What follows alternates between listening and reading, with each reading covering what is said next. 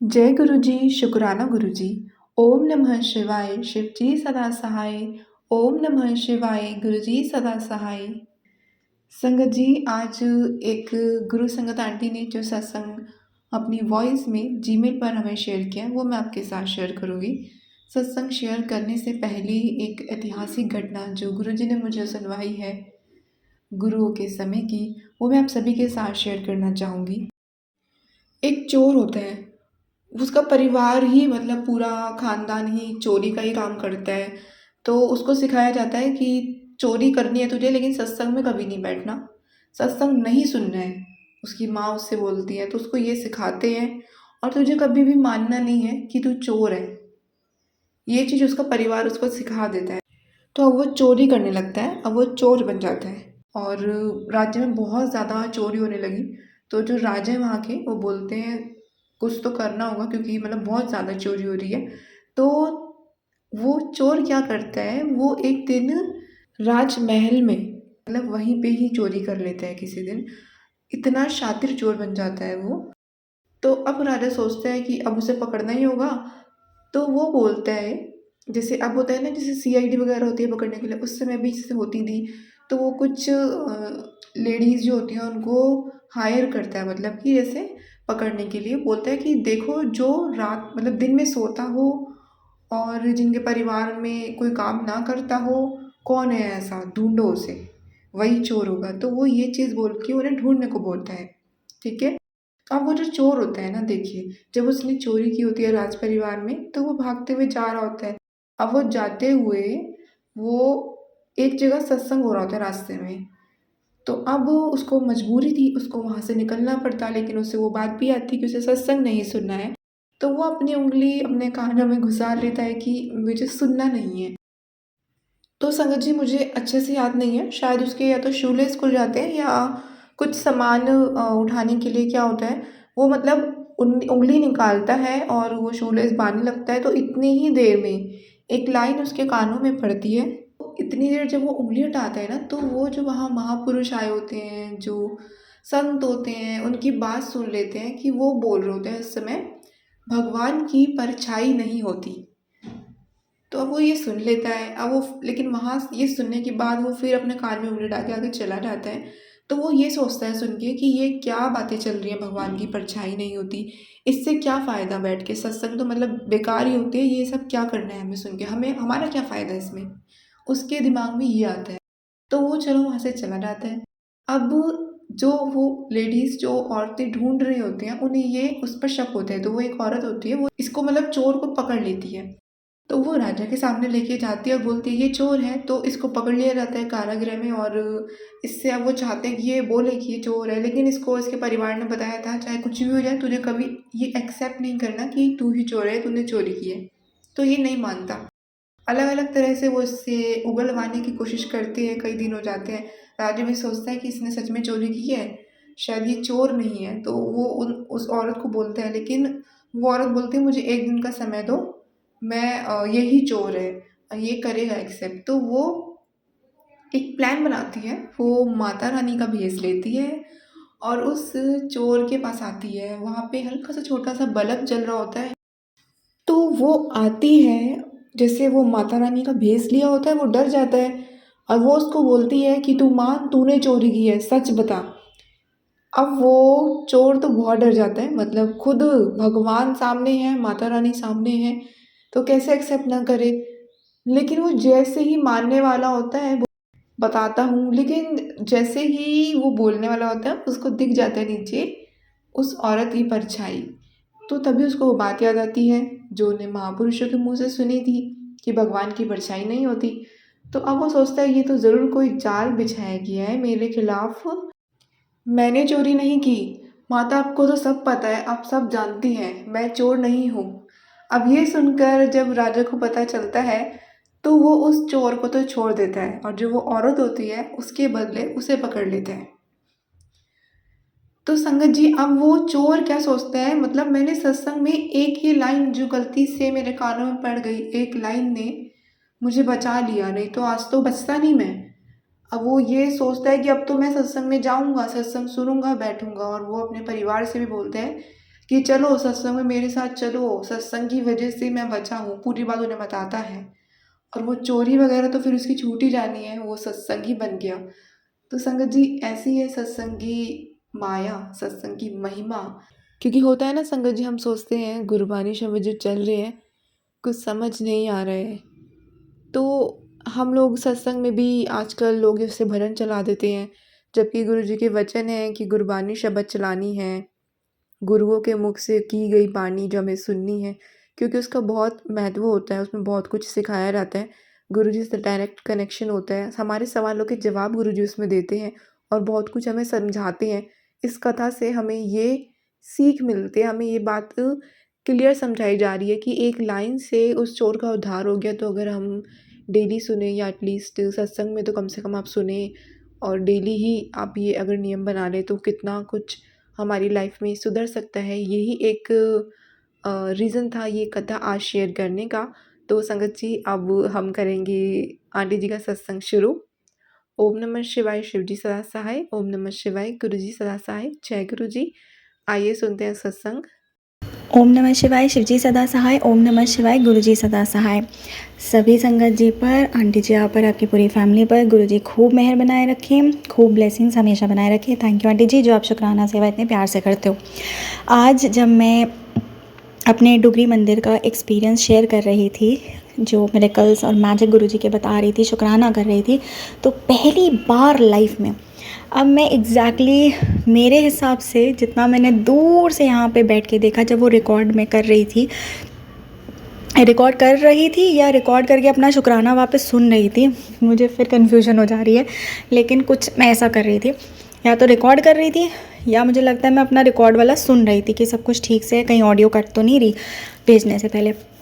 तो ऐसे ही बैठ के मेरी नज़र आसमान की तरफ गई और वहाँ पर मैंने देखा एक वाइट कबूतर उड़ता हुआ जा रहा था।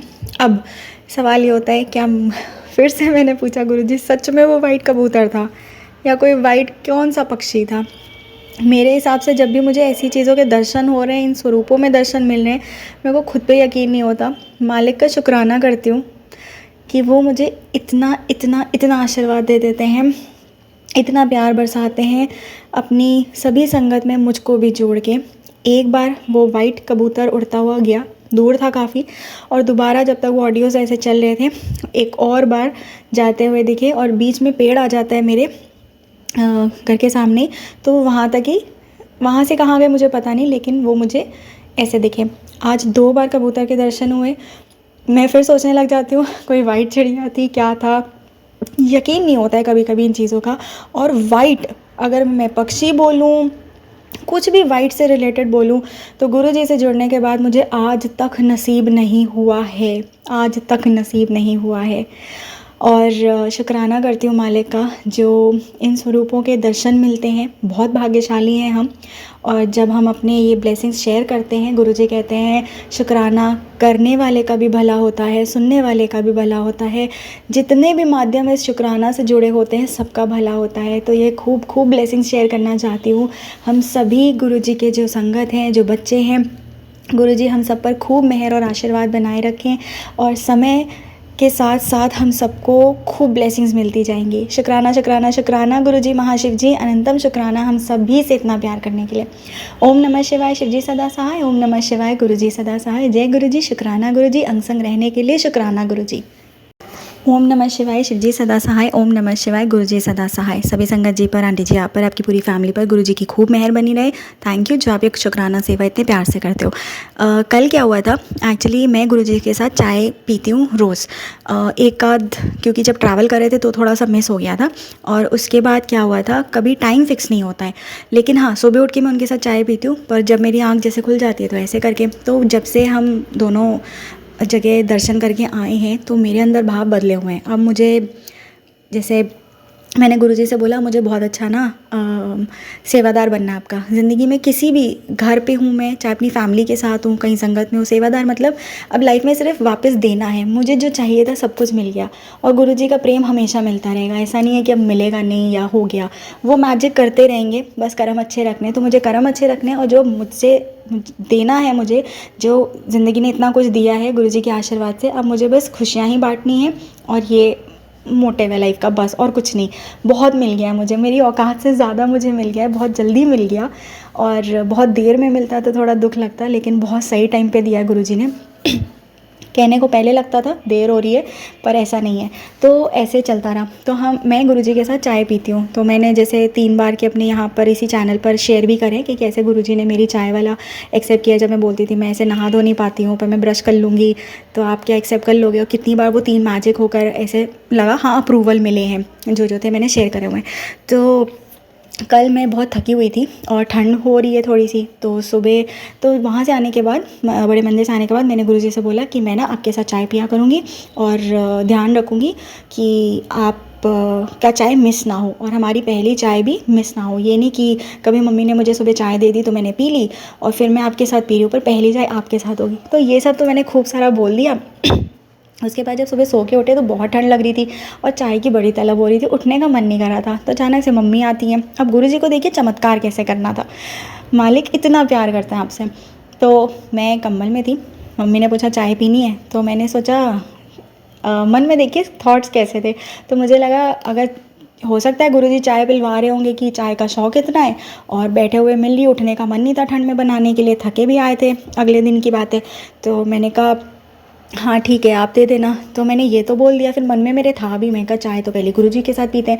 फिर मैंने अपने सिचुएशन देखिए कैसे सोची, लेकिन गुरुजी ने डांटा नहीं मुझे। तो मैंने कहा गुरुजी पिलवा रहे होंगे कि ठंड है, ठीक है ये उठ नहीं रही, मैंने ये सोच लिया। तो मम्मी बड़ी देर किचन में थी। उसके बाद दूध की डोंगी की आवाज़ आ रही है, पतीले की, सारी आवाज़ें आ रही है, सब कुछ हो रहा है। तो मैंने कहा गुरुजी आप ही शायद चाय पिलवा रहे होगे ना, आप इतना प्यार करते हो। मतलब ये नहीं कि मैं चुपचाप से उड़ जाऊँ, पहली चाय बोलूँ कि नहीं मैं गुरुजी के साथ ही पीऊँगी, पर मैं एक्सेप्ट कर रही हूँ कि हाँ पिला दीजिए, शायद गुरुजी पिला रहे होंगे। तो कुछ चीज़ों में मतलब हर चीज़ में यही कि गुरुजी ध्यान रख रहे हैं। तो ये सोच कर लिया मैंने, मैं कहा गुरुजी पिला रहे होंगे। अब इसमें आलस भी कह सकते हैं कि उठने का मन नहीं होगा। तो गुरुजी देखो आपको प्यार कितना करते हैं। बहुत देर होगी, बहुत देर होगी, बहुत देर होगी, सन्नाटा पूरा।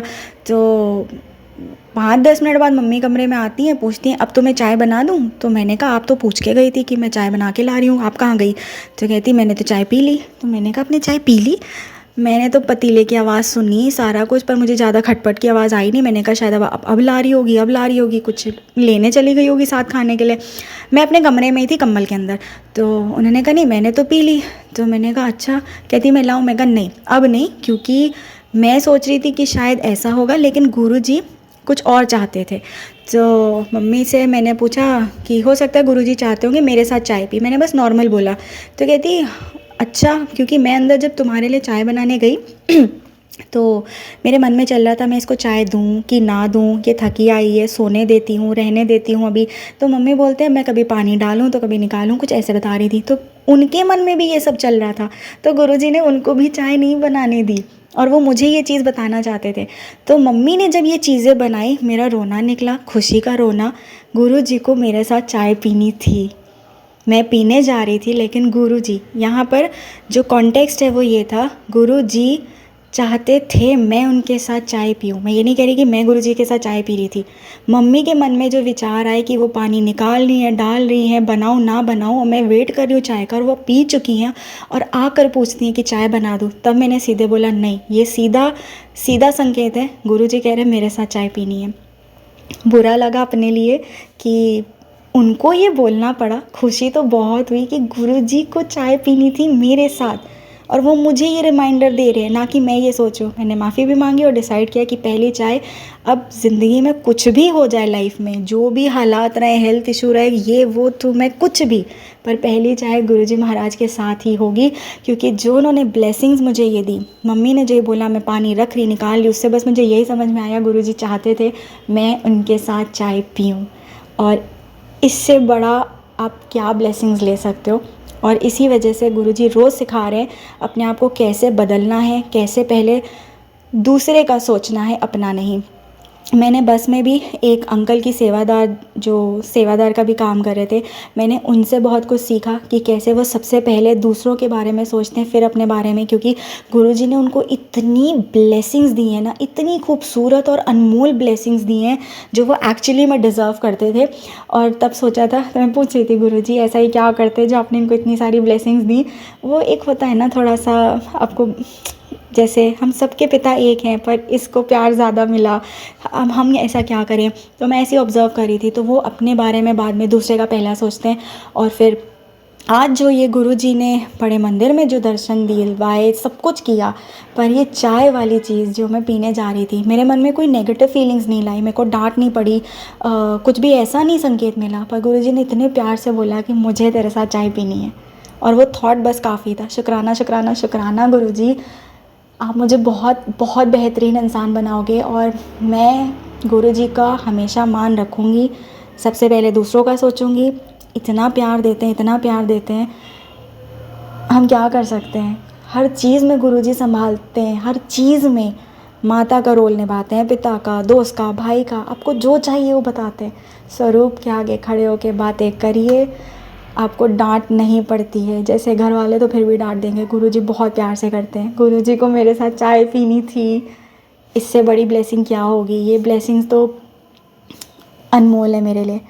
ओम नमः शिवाय, शिवजी सदा सहाय। ओम नमः शिवाय, गुरुजी सदा सहाय। शुक्राना शुक्राना शुक्राना गुरुजी महाशिव जी, अनंतम शुक्राना। सरबत का भला करें गुरुजी। जय गुरुजी, जय जय गुरुजी।